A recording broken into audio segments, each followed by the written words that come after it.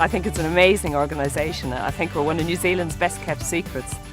At the moment we've got about 15,000 youth members and about 3,000 leaders, and a lot of our groups have waiting lists, and so it really is the biggest barrier to our growth, the lack of leaders at the moment. So we really want as many to come on as possible so that more youth can experience what we have to offer.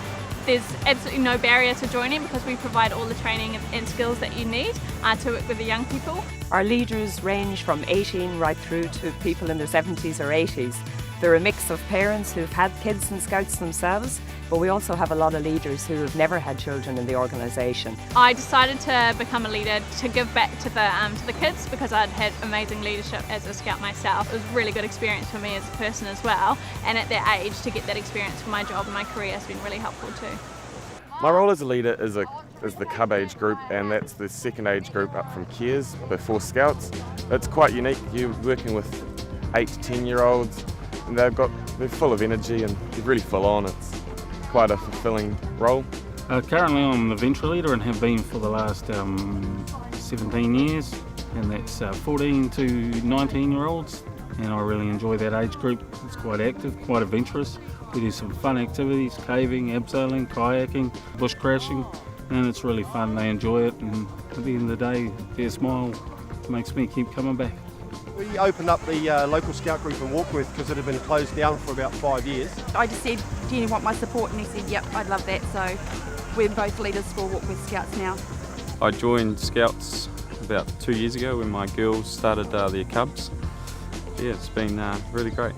Being a leader as well, it's taught me a lot with looking after my own kids as well, with all the training courses that Scouts offer. I would recommend being a leader because it's not very often that you get to help with someone else's learning and fulfilling, a child's learning, improving him in the outdoors, which in all honesty isn't really done much these days. It's all indoors. It's quite good getting them outside and expanding their knowledge. Being able to offer a few hours a week into a program to be able to give some of these kids that stability or that father figure or mother figure because they come from a broken family or have parents who are deceased, it is very rewarding.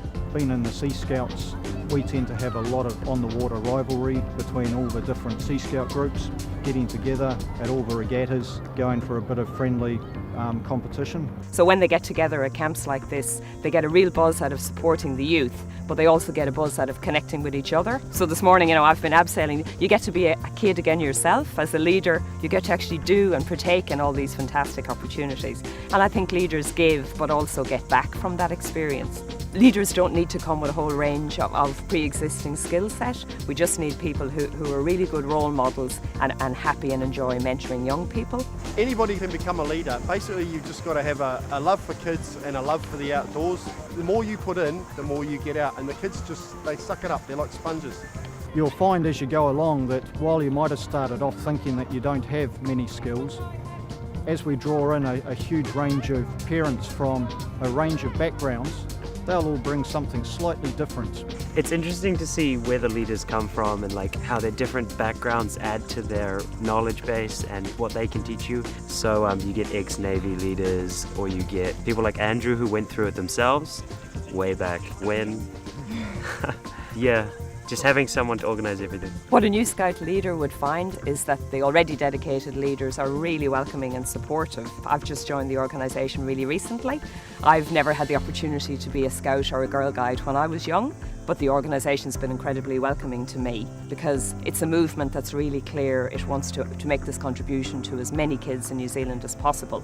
Everything you learn basically just helps you with the kids. What I've learned is that dealing with kids, they're all separate entities. You've got to deal with each one separately, and some have more needs than others, but hey, they're kids and they're great fun.